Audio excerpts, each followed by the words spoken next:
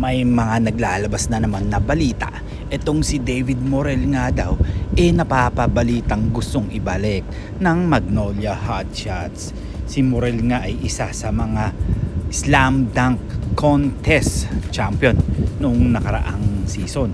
Well, si Morel nga talagang magaling at talagang pinagkakatiwalaan nga sa Magnolia Hotshots. Pero talagang binitawan pa rin siya sa hindi alam na kadahilanan.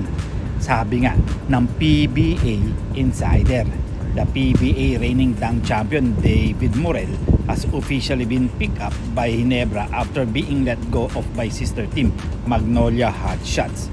My guy Jared Dillinger has unfortunately been relegated to the unrestricted free agent list. Well, eto na nga ang mga lumalabas na balita na si Jared Dillinger nga talagang ipamimigay na.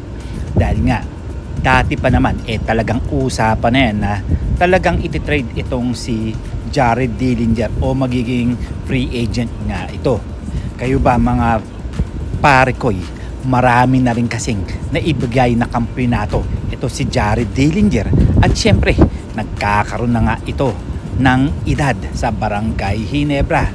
Well, hindi na nga siya talo doon at alam naman natin na si Jared Dillinger makakapagbigay nga ng mga sistema sa kanyang papasukan na team na Converge.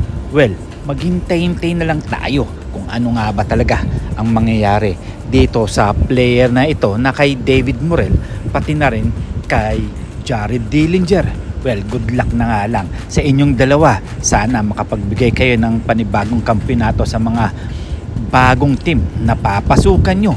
And of course, don't forget to subscribe, click and comment para ma-receive ninyo lahat ng aking notifications. So see you for my next video.